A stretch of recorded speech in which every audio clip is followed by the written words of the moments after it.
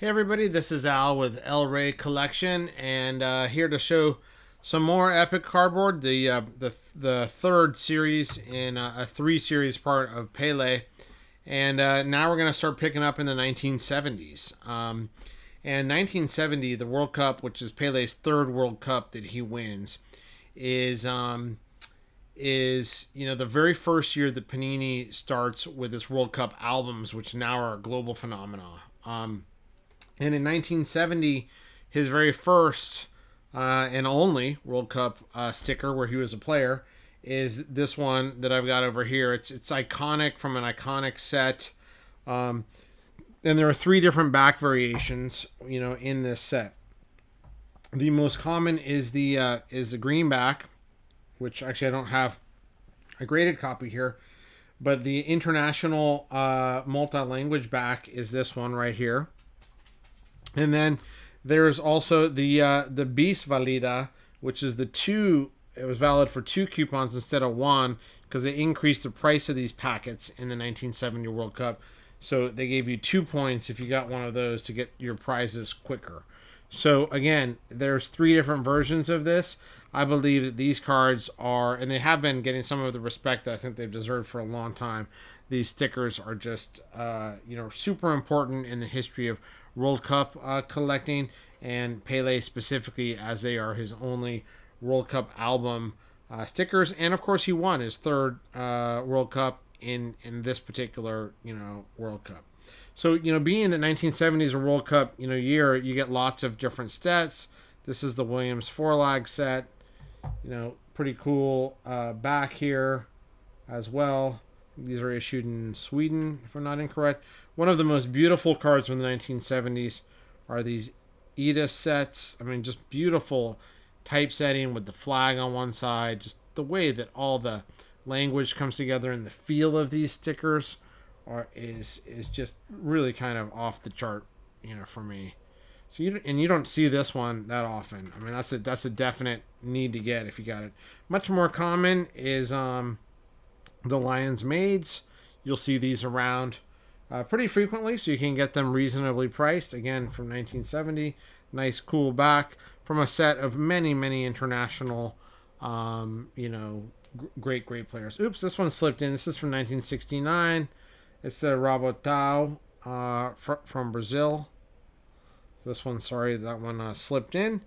But the 1970, this is kind of so 1970s, is the Baglioli, I think is what we call it, from Italy. Just really cool. It's also a premium base thing. Here's 2 points on this. You can actually punch out this pog. I don't know if you can see.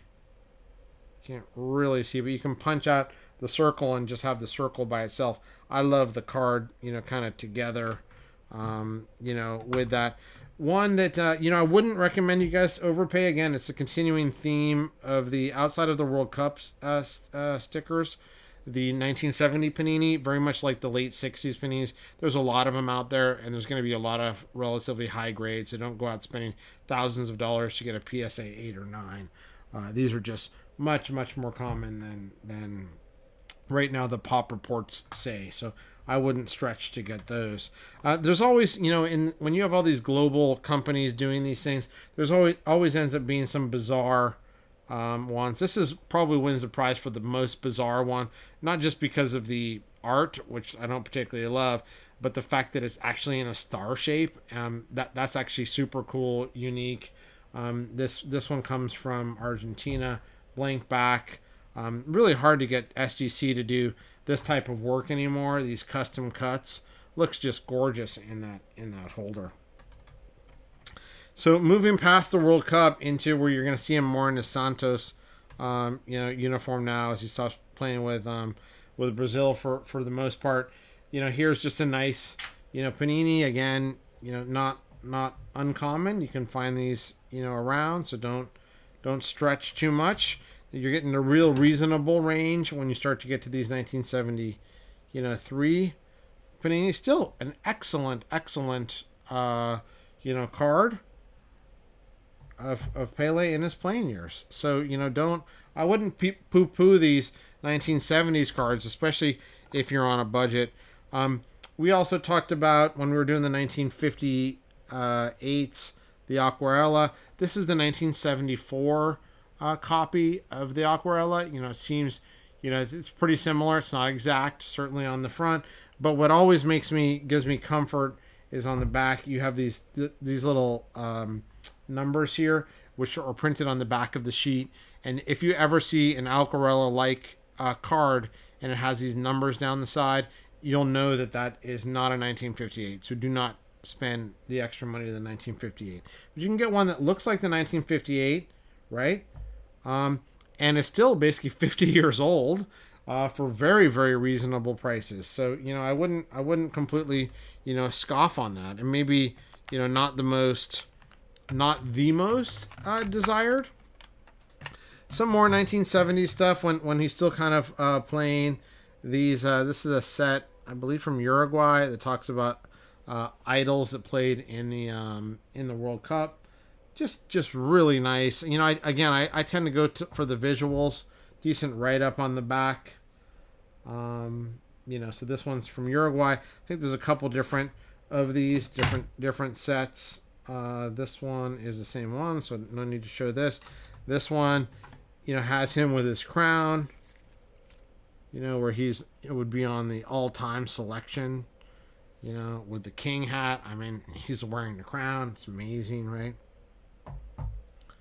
Nice little, you know, write-ups. Most of these are going to be X-album. Still, I think super cool collectibles, right? Here's a nice, I always like this one. It's got a Band-Aid on his head. I mean, I can't think of another card of any player anywhere in the world at any time where there's a Band-Aid on the head. For whatever reason, I think that's fun. Also, like, again, the art look, you know, the typesetting, and the nice back on these Calcio 74s.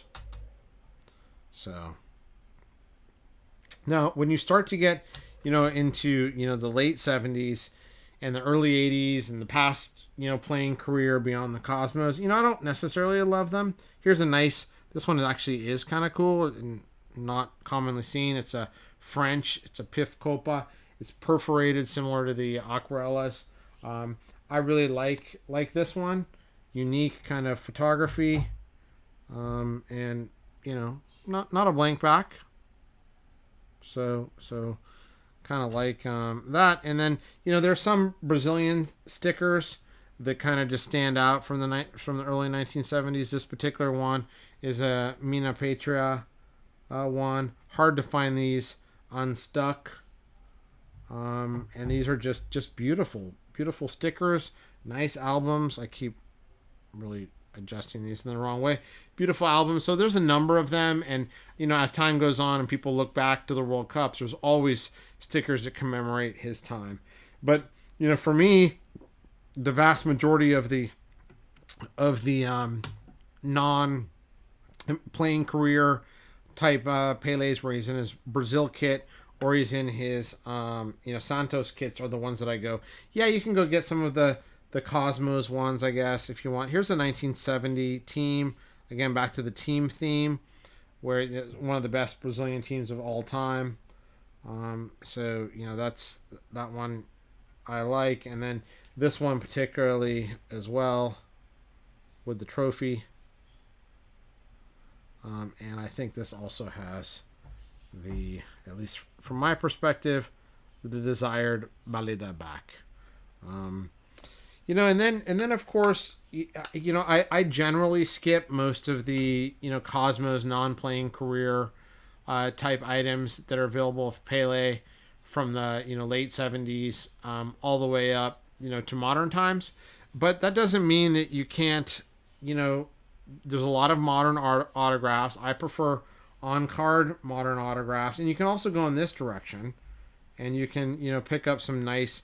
This one I like because 1975 Topps baseball set's one of my favorite sets of all time, and this uses the same color motif and typesetting, and it's a beautiful on-card autograph. So, you know, I really enjoy this card, and again, you know, another there's another couple, and then another one where I really enjoy kind of, you know, just the art in general is and the feel is these Topps Allen and Ginter ones, which have like minis within, an Allen Ginter frame.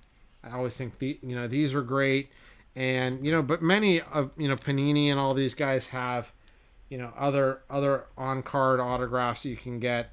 I prefer the on card to the stickers, but there are a few stickers that I would get if you like them. This particular one is absolutely one of my favorites. It's the N43 autograph Pele, numbered to 40. But I just think that the art again of him dribbling, and he's there in his Cosmos jersey, are special. So when I tend to think of the 1970s Pele's, I try to stick to the first half of the decade.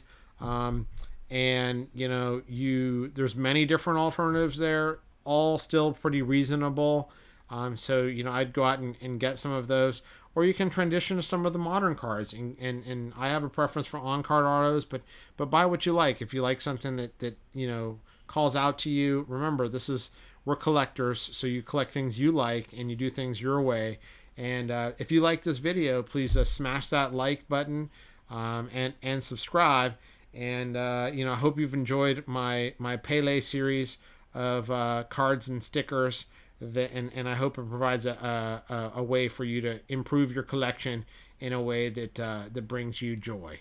So thanks again. Please join El Rey Collection on Instagram as well to get updates on additional cards that I'll be adding. Thank you. Bye-bye.